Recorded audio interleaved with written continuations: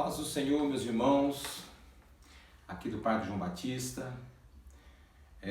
Hoje, dia 5 de abril de 2020, e nós estamos iniciando um novo trimestre da nossa Escola Bíblica Dominical com a lição A Igreja Eleita, estudo baseado na Epístola de Paulo aos Efésios. E nós vamos iniciar esse estudo com esse tema, Carta aos Efésios, saudações aos destinatários. Nessa escola dominical que nós vamos iniciar, o texto áureo está baseado em Efésios capítulo 1, versículo 2. A vós graça e paz da parte de Deus, nosso Pai, e de nosso Senhor Jesus Cristo. A verdade prática, a Epístola aos Efésios revela o propósito eterno de Deus para a Igreja de Cristo. Teremos como leitura básica, leitura de classe, Efésios capítulo 1, versículo 1 e 2, e Atos dos Apóstolos capítulo 1, versículo 7. Nós estaremos comentando sobre essa revista, sobre essa lição nesse dia, para que os irmãos possam também assim participar dessa escola dominical nesse trimestre que está se iniciando. A todos os irmãos que vão acessar esse link, que vai estar à tua disposição no YouTube, tá? Se puder deixar lá um ok e a gente for propagando essas lições, e assim o nome do Senhor vai ser glorificado. Bom, vamos começar. A introdução diz o seguinte: a Epístola aos Efésios é denominada de a coroa dos escritos de Paulo, e ainda de a rainha das epístolas. Nela o propósito eterno de Deus para a igreja está revelado por meio de Cristo Jesus. Nessa lição estudaremos os aspectos introdutórios e as principais abordagens doutrinárias da epístola. Durante esse estudo, o conteúdo da epístola deve nos levar à adoração a Deus e ao aperfeiçoamento da nossa vida cristã. Muito bem. Eu tenho aqui um comentário na Bíblia Sagrada, Bíblia Pentecostal, sobre a visão panorâmica, ou propósito, ou característica especial aqui da Epístola aos Efésios, que diz assim: Efésios é um dos picos mais elevados da revelação bíblica, ocupando lugar único entre as epístolas de Paulo. Ela não foi elaborada no árduo trabalho da bigorna das controvérsias doutrinárias ou dos problemas pastorais, como muitas outras epístolas de Paulo. Ao contrário, Efésio transmite a impressão de um rico transbordar de revelação divina, brotando da vida de oração de Paulo. Ele está dizendo que as demais epístolas tinham sempre uma controvérsia pastoral. É uma repreensão aos falsos mestres, aqueles que apareciam como lobo para devorar o rebanho. Porém, a epístola de Paulo aos Efésios tem uma outra característica muito importante. Ela vai tratar de assuntos relevantes para a igreja. Ela trata sobre a fé, o propósito da fé, a justificação. Ela é uma epístola totalmente voltada para trazer algumas revelações das preocupações de Paulo para uma igreja que nasceu praticamente nas suas pregações quando esteve em Éfeso. Paulo escreveu esta carta quando estava prisioneiro por amor de Cristo, provavelmente em Roma. Efésios tem muita afinidade com Colossenses e talvez tenha sido escrito logo após esta. Muito bem. Nós vamos dando uma pincelada aqui nos assuntos para que os irmãos possam ter aí um bom acompanhamento, tá bom? O primeiro tópico aqui fala sobre autoria e data. Autoria. Conforme o costume da época, o autor inicia a carta declarando sua identidade. Paulo, apóstolo de Jesus Cristo.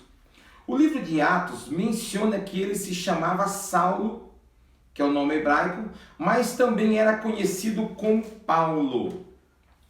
Não sei se vocês já ouviram falar que Deus mudou o nome de Saulo para Paulo. Eu acredito que grande parte dos irmãos já ouviram falar isso. Isso é uma falácia, não é verdade isso. Deus não mudou o nome do apóstolo Paulo, de Saulo para Paulo. Não existe nenhum registro bíblico disso. Paulo sim tinha dois nomes.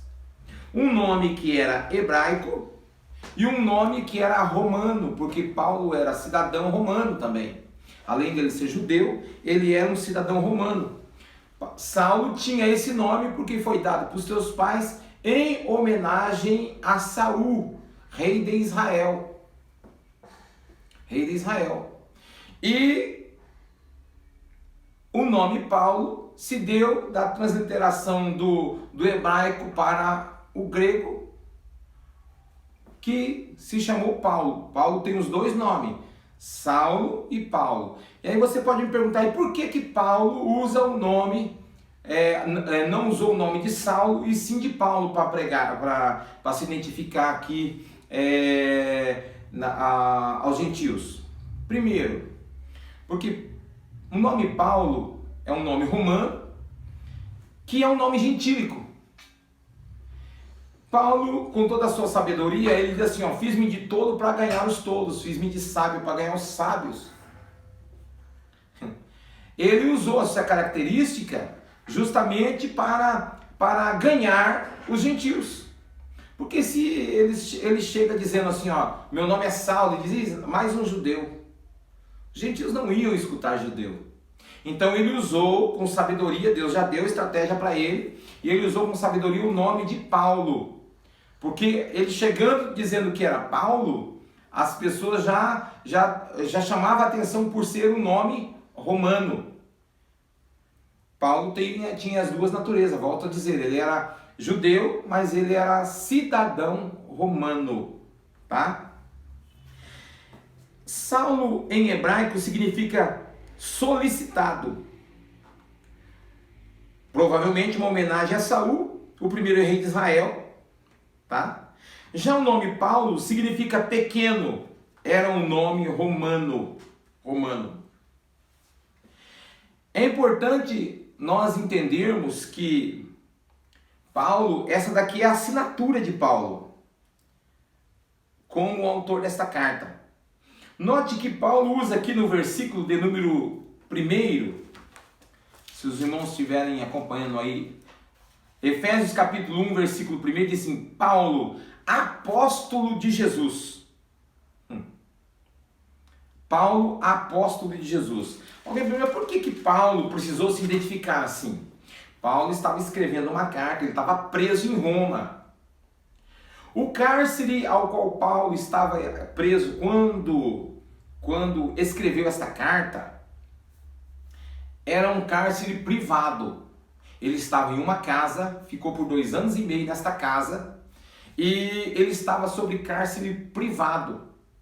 Ele tinha acesso às pessoas, Timóteo, Tiquico e os demais que iam ver ele, tinham constantemente acesso a ele.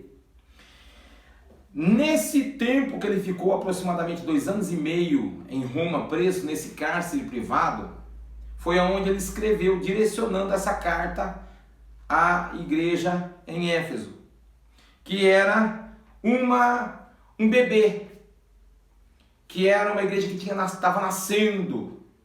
Provavelmente Paulo escreve esta carta no ano 62 aproximadamente. No tópico 2, aqui no subtópico, diz assinatura apostólica. Nas 13 cartas de sua autoria, o apóstolo se identifica como Paulo, nunca como Saulo. Provavelmente por considerar o nome mais apropriado à evangelização do mundo gentílico. Comentamos isso agora.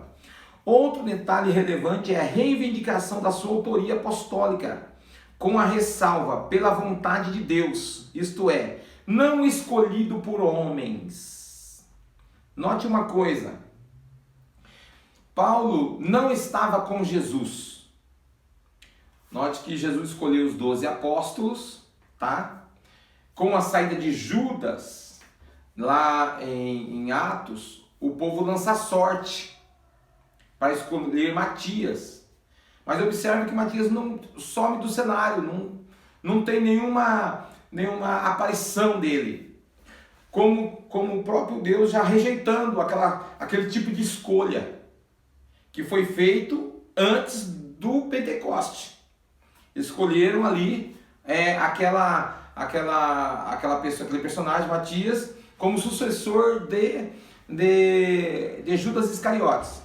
Com a chegada do avivamento, do batismo com o Espírito Santo, e os cristãos começaram a pregar por todos os lugares, lá na estrada de Damasco, Deus faz um chamado.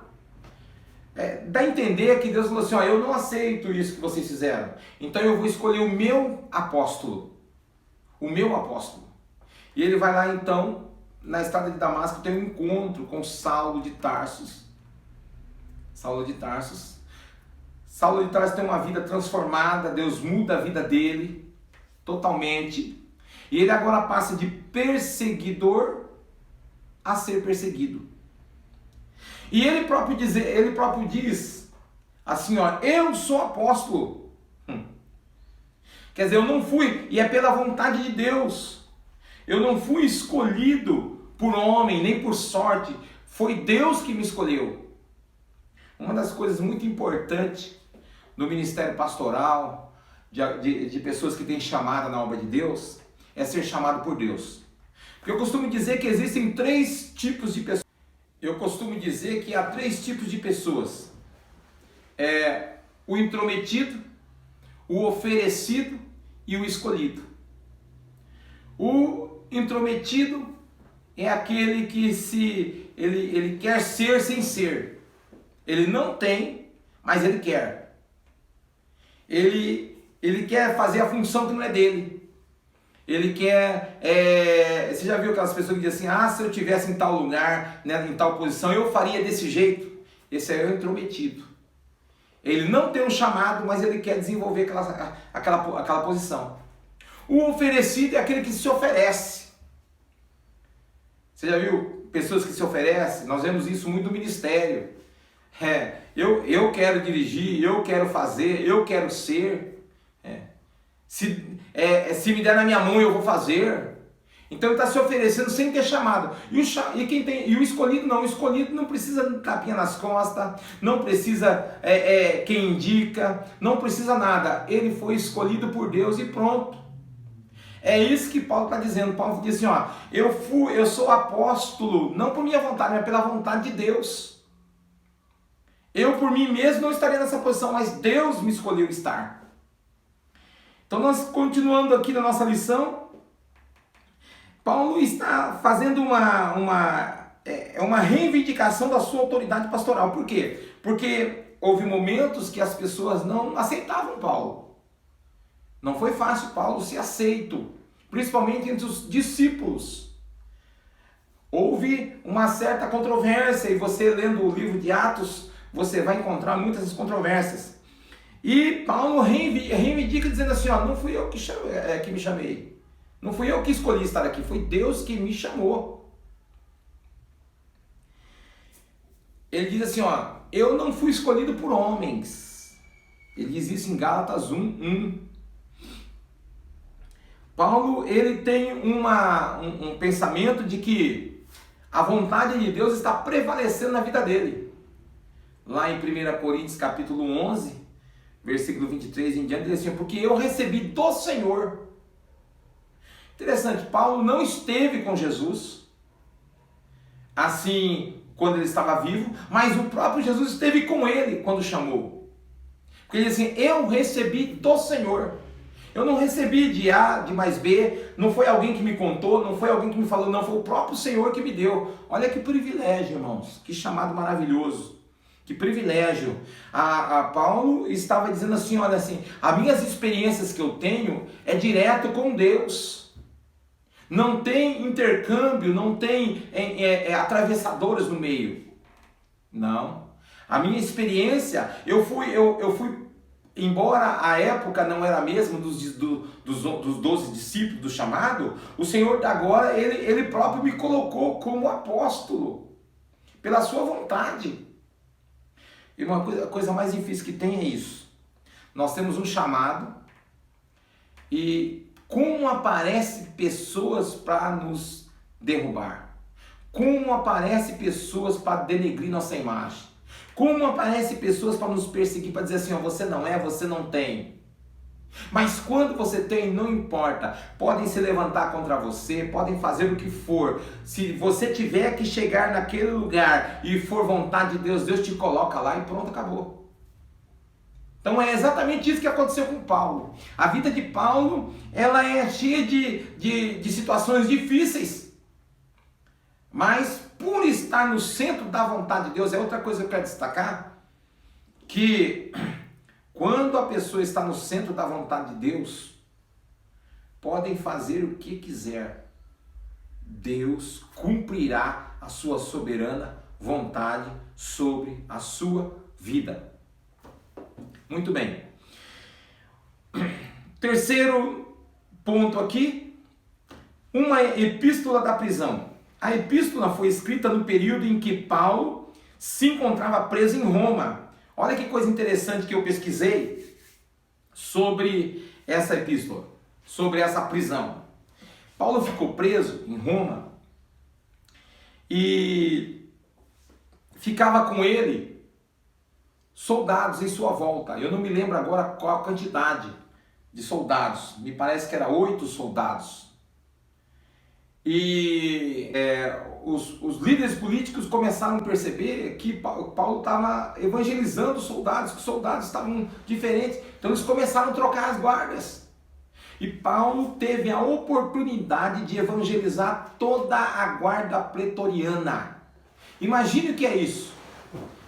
As pessoas, Paulo estava preso num cárcere privado, porém a voz, a palavra de Deus não estava presa. Foi dali que Paulo conseguiu transmitir mensagem para muitas igrejas, muitos irmãos. E essa carta, principalmente de Efésios aqui, é uma carta, ela tinha que ser passada de mãos em mãos, para ser lida nas outras congregações, nas outras igrejas. O propósito essa epístola, ela tinha como finalidade circular nas demais igrejas, para que as pessoas também recebessem o conteúdo daquela palavra. Paulo teve um momento memorável naquela prisão. Talvez os líderes pensavam assim, estamos prendendo Paulo. Mas Paulo não estava preso, porque a palavra de Deus estava sendo pregada e de uma maneira ali, simplesmente dentro do cárcere privado. Deus instalou um quartel-general para Paulo poder pregar às demais igrejas. Olha que coisa importante isso, né? Essa epístola vai dizer assim, ó, foi escrita no período em que Paulo se encontrava em Roma. Ele se identifica como prisioneiro de Jesus. Lá no capítulo 3, versículo 1, ele diz prisioneiro de Jesus. Note que ele não diz prisioneiro de Roma. Sabe por quê? Paulo não estava se importando com as circunstâncias. Não. Ele está dizendo assim, ó, tudo que acontece comigo é para louvor do nome do Senhor. Paulo estava tão fitado na sua missão, na sua missão como pregador, como pregador do Evangelho, que ele não estava se preocupando com a circunstância que estava ocorrendo, ele estava preso. Mas a mensagem que ele transmitia para os demais que estavam lá fora era uma mensagem de confiança, de força, de esperança, que essa é a nossa missão. Nós não somos super-heróis, não somos super pastores, mas nós temos como missão pregar um evangelho de poder, de graça, mesmo que as circunstâncias às vezes nos negue, nos mostre ao contrário. Como, por exemplo, nós estamos vivendo essa crise do coronavírus, esse problema que a gente olha pela internet, a gente não sabe quem está certo, quem está errado. Vê pela televisão, um fala uma coisa, outro fala outra, virou uma confusão na mente de muita gente. Mas a única coisa que eu, por exemplo, como pastor, tenho certeza é que estamos em Cristo, e em Cristo está tudo bem. Em Cristo nós estamos bem, meus irmãos. Louvado seja o nome do Senhor. Ele usa essa palavra, prisioneiro de Jesus. Eu não sou prisioneiro de Roma. Não, eu estou aqui porque o Senhor quer que eu esteja aqui. Ele está entendendo o seguinte: o que está acontecendo na minha vida, não é porque é determinada circunstância o rei mandou prender, não, eu estou aqui porque o Senhor quer. Porque se o Senhor não quisesse que eu estivesse aqui, com certeza Ele já teria me tirado daqui. Essa era a mentalidade, a mente de Paulo. Até alguns dias eu li um livro chamado Paulo de Tarso, que dizia assim, que Paulo tinha a mente avançada para a sua época. Paulo estava há muito tempo na frente das pessoas daquela época. Até acredito por quê? Porque com uma experiência que ele teve com o próprio Cristo, o próprio Senhor ressuscitado, veja, Paulo teve a experiência com Jesus ressuscitado. Jesus apareceu para ele, Jesus veio com o corpo glorificado para ele, se revelou para ele, ensinou ele, revelou algumas coisas para ele, e Paulo tinha razão em poder falar. Também ele teve um outro título de o preso do Senhor, o embaixador em cadeias. Os líderes políticos começaram a perceber que Paulo estava evangelizando os soldados, que os soldados estavam diferentes, então eles começaram a trocar as guardas. E Paulo teve a oportunidade de evangelizar toda a guarda pretoriana. Imagine o que é isso. As pessoas, Paulo estava preso num cárcere privado, porém a voz, a palavra de Deus não estava presa. Foi dali que Paulo conseguiu transmitir mensagem para muitas igrejas, muitos irmãos, e essa carta, principalmente de Efésio aqui, é uma carta, ela tinha que ser passada de mãos em mãos, para ser lida nas outras congregações, nas outras igrejas. O propósito essa epístola, ela tinha como finalidade circular nas demais igrejas, para que as pessoas também recebessem o conteúdo daquela palavra. Paulo teve um momento memorável naquela prisão. Talvez os líderes pensavam assim, estamos prendendo Paulo. Mas Paulo não estava preso, porque a palavra de Deus estava sendo pregada e de uma maneira ali, simplesmente dentro do cárcere privado, Deus instalou um quartel-general para Paulo poder pregar às demais igrejas. Olha que coisa importante isso, né? Essa epístola vai dizer assim, foi escrita no período em que Paulo se encontrava em Roma. Ele se identifica como prisioneiro de Jesus. Lá no capítulo 3, versículo 1, ele diz prisioneiro de Jesus. Note que ele não diz prisioneiro de Roma. Sabe por quê? Paulo não estava se importando com as circunstâncias. Não. Ele está dizendo assim, tudo que acontece comigo é para louvor do nome do Senhor. Paulo estava tão fitado na sua missão, na sua missão como pregador, como pregador do Evangelho, que ele não estava se preocupando com a circunstância que estava ocorrendo, ele estava preso. Mas a mensagem que ele transmitia para os demais que estavam lá fora era uma mensagem de confiança, de força, de esperança, que essa é a nossa missão. Nós não somos super-heróis, não somos super pastores, mas nós temos como missão pregar um evangelho de poder, de graça, mesmo que as circunstâncias às vezes nos negue, nos mostre ao contrário. Como, por exemplo, nós estamos vivendo essa crise do coronavírus, esse problema que a gente olha pela internet, a gente não sabe quem está certo, quem está errado. Vê pela televisão, um fala uma coisa, outro fala outra, virou uma confusão na mente de muita gente. Mas a única coisa que eu, por exemplo, como pastor, tenho certeza é que estamos em Cristo, e em Cristo está tudo bem. Em Cristo nós estamos bem, meus irmãos. Louvado seja o nome do Senhor. Ele usa essa palavra, prisioneiro de Jesus. Eu não sou prisioneiro de Roma. Não, eu estou aqui porque o Senhor quer que eu esteja aqui. Ele está entendendo o seguinte: o que está acontecendo na minha vida, não é porque é determinada circunstância o rei mandou prender, não, eu estou aqui porque o Senhor quer. Porque se o Senhor não quisesse que eu estivesse aqui, com certeza Ele já teria me tirado daqui. Essa era a mentalidade, a mente de Paulo. Até alguns dias eu li um livro chamado Paulo de Tarso, que dizia assim, que Paulo tinha a mente avançada para a sua época. Paulo estava há muito tempo na frente das pessoas daquela época. Até acredito por quê? Porque com a experiência que ele teve com o próprio Cristo, o próprio Senhor ressuscitado, veja, Paulo teve a experiência com Jesus ressuscitado. Jesus apareceu para ele, Jesus veio com o corpo glorificado para ele, se revelou para ele, ensinou a ele, revelou algumas coisas para ele, e Paulo tinha razão em poder falar. Também ele teve um outro título de o preso do Senhor. Senhor. Ele está dizendo assim, ó, eu sou prisioneiro de Cristo. Eu sou preso, eu estou aqui porque o Senhor quer que eu esteja. Essa é a verdade. Eu sou embaixador. Paulo entendeu realmente a função para o qual ele foi chamado. E você sabe por que você foi chamado? Se você está achando que você foi chamado simplesmente para vir sentar no banco e ficar aqui só assistindo o culto, se você acha que você só foi chamado para ficar aí sem ocupação nenhuma, meu irmão, você está completamente enganado.